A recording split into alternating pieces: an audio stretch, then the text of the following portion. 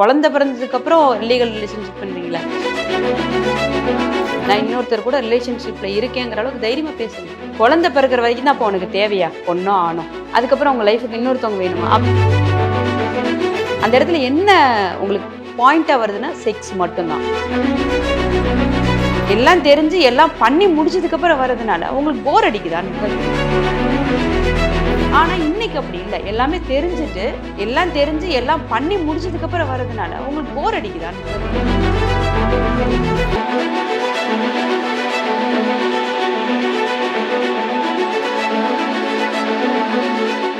IBN நேயர்கள் அனைவருக்கும் வணக்கம். இன்னைக்கு நம்ம கூட motivational speaker Janaki Sundararajan ma'am தான் இருக்காங்க. ஆக்சுவலாக அவங்ககிட்ட ஆஃப் த ஸ்க்ரீன் பேசும்போதே அவ்வளோ மோட்டிவேட்டடாக அவ்வளோ ஒரு எனர்ஜெட்டிக்கான ஒரு பர்சனாக இருந்தாங்க. ஸோ அவங்ககிட்ட நிறைய விஷயங்கள் நம்ம பேசி தெரிஞ்சுக்க போகிறோம். வாங்க. வணக்கம் மேம். வணக்கம்மா. இன்னைக்கு ஃபுல்லாக நம்மளுடைய கான்வர்சேஷன் வந்து இல்லீகல் ரிலேஷன்ஷிப் ரிலேட்டடாக இருக்க போகுது மேம். இந்த டாபிக் பற்றி நிறைய பேர் பேசுகிறாங்க மேம். அவங்க சொல்கிறதுல ஒரு முக்கியமான காமனான விஷயம் என்னவா இருக்குன்னா, இன்ஸ்டாகிராம் அண்ட் சோஷியல் மீடியாவோடைய பூமிங் தான் வந்து இல்லீகல் ரிலேஷன்ஷிப்புக்கு ஒரு முக்கிய காரணமாக இருக்குது அப்படின்னு சொல்கிறாங்க. உண்மையாக அது ஒரு முக்கிய காரணமாக இருக்கா மேம்? இப்போ ஆக்சுவலாக வந்து உண்மைதாம்மா. ஆனால் வந்து சோசியல் மீடியாவும் மற்றபடி இன்ஸ்டாகிராமோ இதெல்லாம் வந்துட்டு இருக்குது. இன்றைக்கி வந்து ஈஸியாக ஒருத்தர் கேப்சர் பண்ணுறதுக்கான விஷயங்கள் இதில் நிறைய நடக்குது. ஒரு காலத்தில் போர்வை போட்டுட்டு நிறைய விஷயம் பண்ணாங்க. இன்றைக்கி பகிரங்கமாக பண்ணுறாங்க. அவ்வளோதான் டிஃப்ரெண்ட்டாக வழிய. மற்றபடி இன்றைக்கி வந்துட்டு எல்லாமே பப்ளிக்காக இருக்குது. நிறைய பேரை சந்திக்க வேண்டிய சூழல் இருக்குது. நிறைய பேரோட பேசக்கூடிய ஒரு காலகட்டம் இருக்கிறதுனால ஈஸியாக கனெக்ட் ஆகிறதுக்கு இந்த மாதிரி சோசியல் மீடியாவும் ஒரு காரணம் தான். ஸோ இல்லீகல் ரிலேஷன்ஷிப் அப்படின்றது புதுசு கிடையாது. நம்ம தாத்தா காலத்துலேருந்து அப்பா காலத்துலேருந்து நம்ம பார்க்கக்கூடிய ஒரு விஷயமா தான் இருக்குது. 10ல் ஒரு 2-3 பேர் இல்லீகல் ரிலேஷன்ஷிப் வச்சுருப்பாங்க. இப்போ பார்த்தா 10ல் ஒரு 8 பேராவது இல்லீகல் ரிலேஷன்ஷிப்பில் இருக்காங்க. அது வந்து மென்ஸ் மட்டும்தான் அப்படின்னு பார்த்தா கிடையாது. போத் மென்ஸ் ஆர் உமன்ஸ் 2 பேருமே வந்து சேமாக ஈக்குவலாக இருக்காங்க. ஃபர்ஸ்ட்டு இந்த விஷயத்தை கேள்விப்படும் போது உங்களுக்கு எப்படி மேம் இருக்குது? 2 பேருமே வந்து காமனாக வந்து இல்லீகல் ரிலேஷன்ஷிப்புக்கு தேடி போகிறாங்க அப்படின்றப்ப. இன்றைக்கி வந்து இல்லீகல் ரிலேஷன்ஷிப் அப்படின்னு சொல்கிறத விட இது வந்து ரொம்ப ஒரு ஜாலியான ஒரு போக்காக எடுத்துகிட்டு போகிறாங்க. எனக்கு ஒன்று பிடிக்கல, அதாவது கல்யாணம் பண்ணுற வரைக்கும் அது எப்படியோ தெரியல. கல்யாணம் பண்ணதுக்கப்புறம் ஒருத்தர் மேலே இருக்கிற அபிப்பிராயம் வந்து எல்லா காரணங்களுக்காகவும் மாறும். அதை வந்து நம்ம பர்டிகுலராக செக்ஸை வச்சு மட்டுமே பேச முடியாது. ஆனால் அது எப்படின்னா 2 பேர் சேர்ந்து வாழ்கிறப்போ சில பேரோட உடன்படிக்கை வந்து அவங்களுக்கு புரிதல் இல்லாமல் இன்னொருத்தர் கூட பேசுகிறப்போ இவங்க நம்மளுக்கு ரொம்ப மேட்சாக இருக்காங்களே, இவங்க வந்து நம்மளோட கெரியரில் இருந்தால் நல்லா இருக்குமோ அப்படிங்கிற மாதிரி தான் நிறைய பேர் போகிறாங்க. அதுக்கு மேலே இப்போ என்னென்னா ஜாலியாகவே சில பேர் எடுத்துகிட்டு ஒரு கட்டத்துக்கு வந்து இந்த ஸ்டேஜில் இருந்தாங்க. இப்போ இந்த கட்டம் தாண்டி யார் யார் கூட வேணாலும் பழகலாம், யார் யார் கூட வேணாலும் இருக்கலாங்கிற அளவுக்கு கிரியேட் பண்ணிக்கிட்டு அந்த ரிலேஷன்ஷிப்பில் போகிறாங்க. அப்போ அதன்படி பார்க்குறப்போ இது வந்து தன்னோட சுயநலத்துக்காக இந்த மாதிரி ஒரு பாதையில் போகிறாங்க.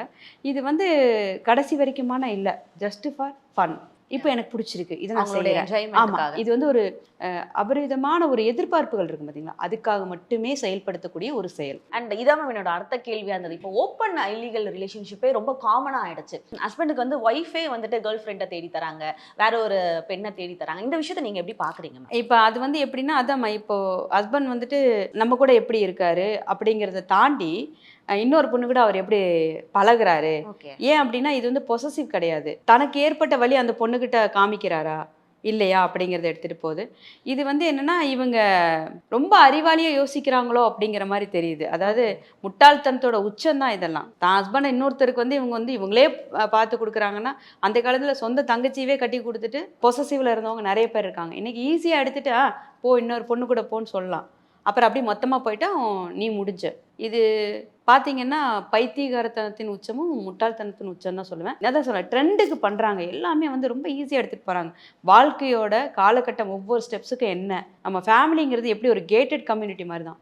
அதுக்குள்ளே என்ன நடக்கும், இதெல்லாம் தெரியாமல் படித்த அறிவெல்லாம் இதில் உள்ளே வராது. அதாவது லோக்கலாக திங்க் பண்ணுறாங்க பார்த்தீங்களா, அவங்களுக்கு மட்டும்தான் இந்த மென்டாலிட்டி இருக்கும். மற்றபடி நார்மலாக இப்படி தான் வாழ்க்கை அப்படின்னு நினைக்கிறவங்களுக்கு யாருக்கும் இந்த மென்டாலிட்டி கிடையாது. ஜாலியாக வாழ்க்கை எடுத்துகிட்டு போகிறவங்க எத்தனை நாள் எடுத்துகிட்டு போவீங்க? 40 வரைக்கும் தான் ஜாலி வாழ்க்கை. அதுக்கப்புறம் வாழ்க்கையோட மொத்த அத்தியாயமும் 40க்கு மேலே தான் இருக்குது. அதனால அது வரைக்கும் தெரியாமல் எதையா ஒன்று பண்ணிட்டு கடைசியில் லைஃப் முடிஞ்சு பாட்டியை கிடக்கிறதெல்லாம் சாதாரண விஷயம் கிடையாது. இப்போ கல்யாணம் ஆகி கொஞ்ச நாள் நல்லா சந்தோஷமா இருக்காங்க. ஆஃப்டர் பேபி தான் வந்து வேற ஒரு இல்லீகல் ரிலேஷன்ஷிப்பை தேடி போறாங்க. ஆணா இருக்கட்டும் பெண்ணா இருக்கட்டும் அப்படின்னு சொல்றாங்க. அது என்ன காரணத்துக்காக மேம்? கல்யாணம் ஆனவுடனே என்ன ஹஸ்பண்ட் அண்ட் ஒய்ஃபு ஆசை 60 நாள் மோகம் 30 நாள், டோட்டலாக பார்த்தீங்கன்னா 90 நாள் தான் கணக்கு. இந்த 90 நாளில் நீங்கள் ஜாலியாக இருப்பீங்க, பேசுவீங்க. அதுக்கு கூட நீங்கள் டைம் கொடுக்கறது இல்லை, முன்னாடியே எல்லா வேலையும் முடிச்சிடுறீங்க. அதோட அந்த அந்த ஃபீல், அந்த உணர்வு எதுவுமே வந்து உங்களுக்கான அன்பையோ அதிகரிப்பையோ ஒரு லவ்வையோ கொடுக்கவே கொடுக்காது. ஏன்னா முன்னாடி வந்து பொண்ணு பார்க்க வராங்கன்னு வச்சுக்கோங்க, அந்த செகண்ட் அதாவது அப்பா அம்மா சொல்லிட்டாங்க நம்ம கல்யாணம் பண்ணுவோங்கிற பெண்கள் நிறைய பேர் இருந்தாங்க. குடும்பத்தில் சண்டை சச்சரவுகள் வரத்தான் செய்யும். அதை வந்து இவங்க எல்லாம் என்ன நினச்சிட்டாங்கன்னா தொட்டதெல்லாம் குத்தோங்கிற மாதிரி இவங்க எடுத்துகிட்டு போயிட்டு குழந்தை பிறந்ததுக்கப்புறம் லீகல் ரிலேஷன்ஷிப் பண்ணுறீங்களா, இது அதை சொல்ல இது வந்து ரொம்ப ஒரு வஸ்டான ஒரு விஷயம். ஏன் அப்படின்னா குழந்தை பிறக்கிற வரைக்கும் தான் அப்போ உனக்கு தேவையா பொண்ணோ ஆணோ, அந்த இடத்துல என்ன உங்களுக்கு பாயிண்டாக வருதுன்னா செக்ஸ் மட்டும்தான். செக்ஸ் ஒரு இம்பார்ட்டண்டான ஒரு விஷயம். கல்யாணம் அப்படின்னாலே செக்ஸ் அப்படிங்கிற ஒரு இம்பார்ட்டன்ட். இப்போ தான் செக்ஸுக்கு வந்து நீங்கள் வந்து கல்யாணம் பண்ண பிறகு ஒரு காலத்தில் அது எல்லாமே இப்படித்தான் இருக்குங்கிறதே அன்னைக்கு பெண்ணுக்கோ ஆணுக்கோ தெரியாது.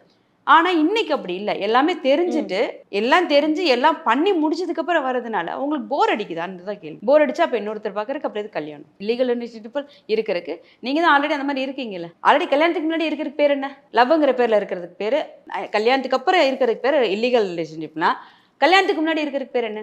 அப்போ இதுதான்.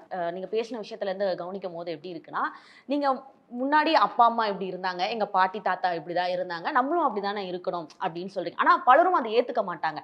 என் அப்பா அம்மாவே வந்து எங்கள் அம்மா கிட்ட போய் நான் கேட்டாலுமே வந்து எங்கள் அப்பாவை நான் சகிச்சுட்டு தான் இருக்கேன், உங்கள் அப்பாவை நான் சகிச்சுட்டு தான் இருக்கேன், எனக்கே பிடிக்கல தான், இருந்தாலும் என்னோட லைஃப்னு நான் வந்து மாறிட்டேன் அப்படின்னு சொல்கிறாங்க. நான் ஏன் அதுக்குள்ளே இருக்கணும்?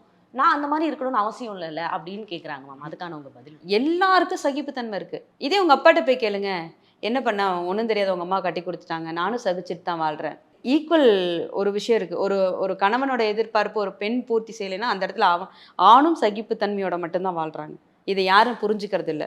ஒரு பெண் வந்துட்டு கல்யாணம் முடிச்சு ஒரு ஆணோட எதிர்பார்ப்பை பூர்த்தி செய்யலைன்னா இன்னொரு பெண் கிட்ட போகிற அளவுக்கு அவங்கள தூண்டுதல் அங்கே இருக்கப்படுது. அப்போ அந்த ஆணும் சகிப்புத்தன்மையில் வாழ்ந்தாதான் அந்த குடும்பம். இப்போ இருக்க ஜென்ரேஷன்லாம் வந்து ஃபேமிலி ரிலேஷன்ஷிப்பில் சகிப்புத்தன்மை அப்படின்ற ஒரு வார்த்தையே வந்து பழகிக்காமல் இருக்காங்களோ? உண்மை, வார்த்தையே தெரியாது. எங்கே போய் பழகிக்காமல் இருக்கணும்? சகிப்புத்தன்மை. நீங்கள் எப்படி ட்ரெயினில் போகிற இடத்துல யாராவது ஒரு சீட்டை அட்ஜஸ்ட் பண்ணி போகணும் அப்படின்னு நினைக்கிற உங்கள் மனப்பான்மை ஏன் ஃபேமிலிக்குள்ளே வர மாட்டேங்குது? உங்கள் அம்மா அப்பா கிட்டேயோ உங்கள் ஹஸ்பண்ட்கிட்டயோ உங்கள் குழந்தைகிட்டயோ ஃப்ரெண்ட்ஸுக்கிட்ட சகிப்புத்தன்மை பண்ணுறேன், ஸ்டாஃபுக்கிட்ட பண்ணுற, நீ வேலைக்கு இருக்கிற இடத்துல பண்ணுற, எல்லா இடத்துலையும் பண்ணுறப்போ ஃபேமிலின்னு வரப்போ மட்டும் ஏன் உன்னோட சுயநலத்தை அந்த இடத்துல காமிக்கிற? It's not good. அதனால் இது வந்து ஃபஸ்ட்டு புரிதல், சகிப்புத்தன்மை இருந்தால் ஃபேமிலி பியூட்டிஃபுல்லாக இருக்கும். எஸ். நிறைய விஷயங்கள் நல்லபடியாக ஷேர் பண்ணிக்கிட்டீங்க. Thank you so much. தேங்க்யூம்மா. தேங்க்யூ.